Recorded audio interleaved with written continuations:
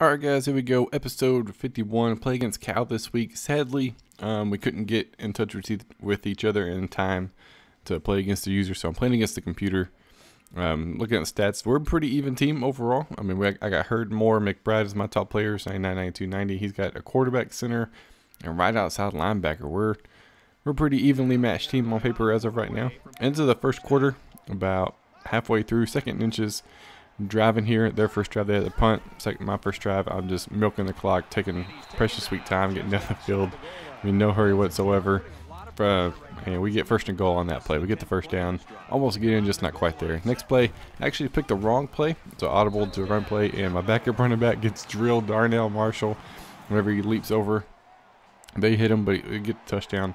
Take the lead, 7-0. And they respond right back, man. Like 30 seconds later, 1st and 10.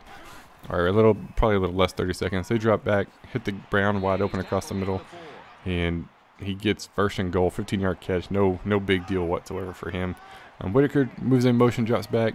They do a little handoff to him, a little read option, and the wide receiver carries the ball for the 4-yard touchdown run. And Whitaker tore me up all game long, man, all game long. So they respond right back. 32 seconds it took them for them to score. So I get the ball back, and it's about 2 minutes later. And it's 1st and goal now, end of the first quarter. So we're going to get our first points of the second quarter. This is what you always see, man. And when I'm on the goal line, I do that strong toss. And this time it's more my actual starting running back. He gets in to take the lead back at 14-7. And then they end up throwing an interception. So we get the ball right back right after that. 3rd and 8, drop back the pass.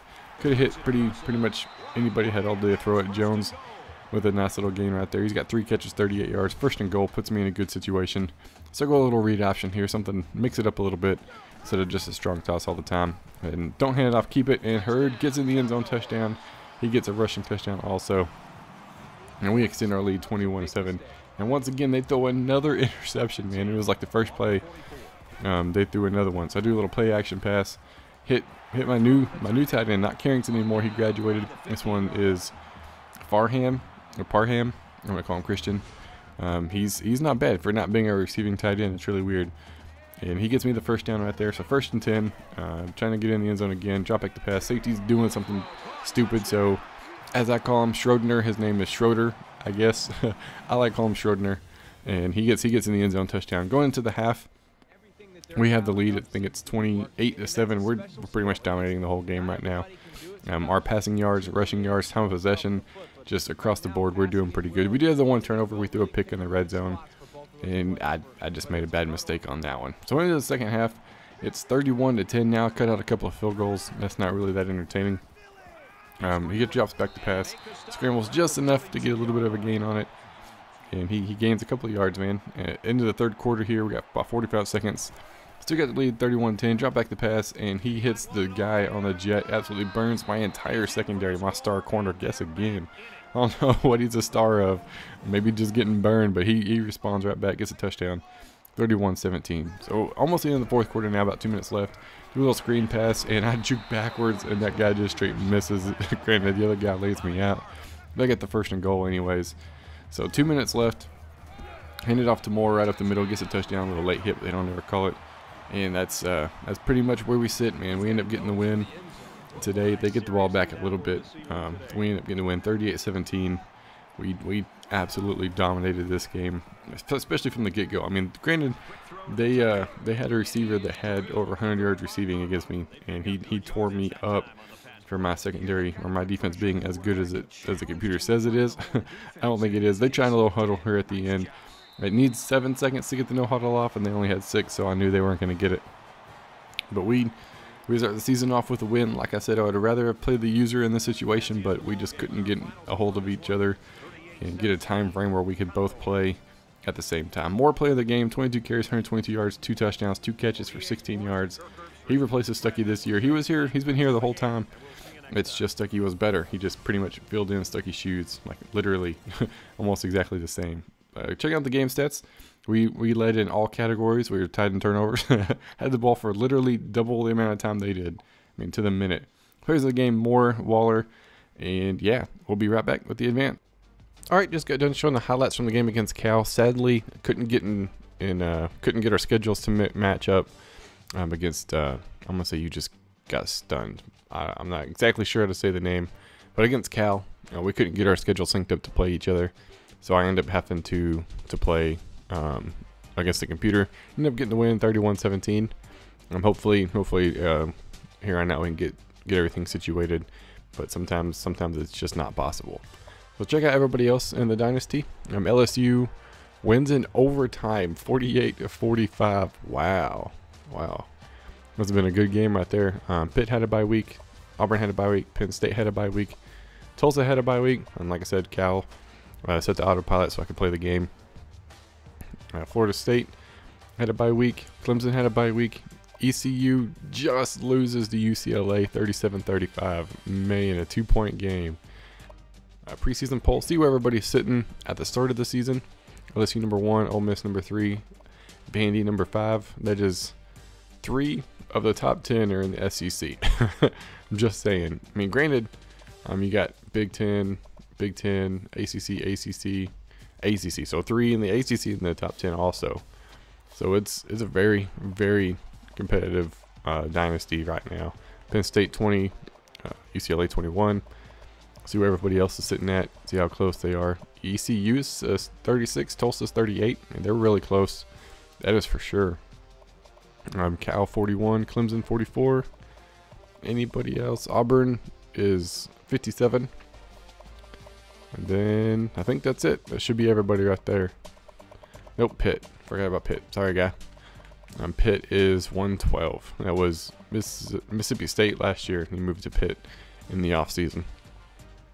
And then conference outlook. Let's see how it's projected to be for every conference. We'll end on the SEC. ACC has Florida State finishing 3rd, Clemson finishing in the 6th spot, and Pitt finishing at the end. That could change because user games make a huge difference. ACC and Clemson Florida State and Clemson in the same division, Pitt and the opposing. So that could end up being a user-on-user game.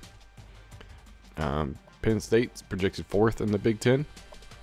Conference USA, ECU, and Tulsa again. And Tulsa has been in the Dynasty a long time. They're a five-star team.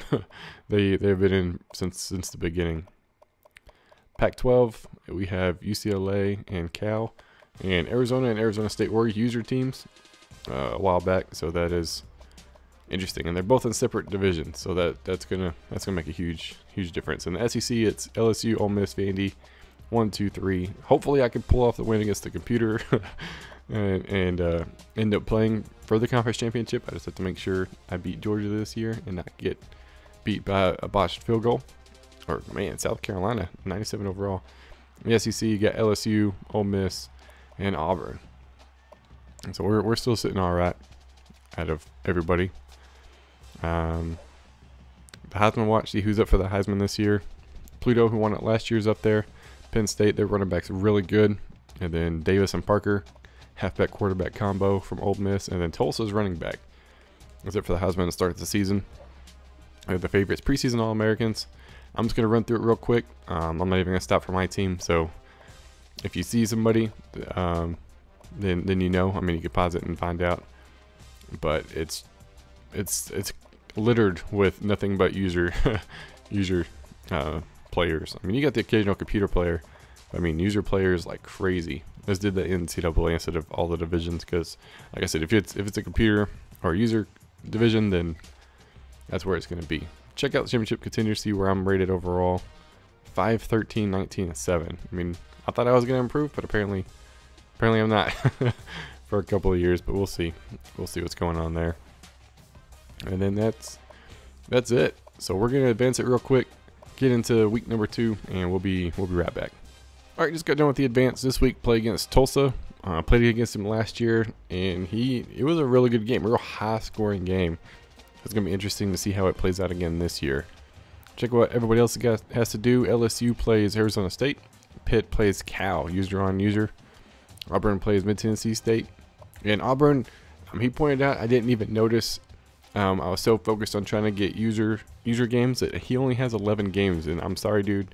I'm going to try my best next year to make sure that doesn't happen for anybody. I didn't even notice it. If you hadn't mentioned it to me, I would have never noticed it. I'm very sorry about that. Like I said, I was just more focused on trying to get everybody users, and I completely spaced. So, dude, literally very sorry that happened. Penn State plays number 1 Notre Dame. Tulsa plays me. Cal plays Pitt. Florida State plays Virginia Tech. Clemson has a bye week. Didn't they have a bye week last week? Man, started off first 2 weeks bye week. East Carolina, ECU has a bye week. UCLA plays Stanford, and Ole Miss plays Mizzou.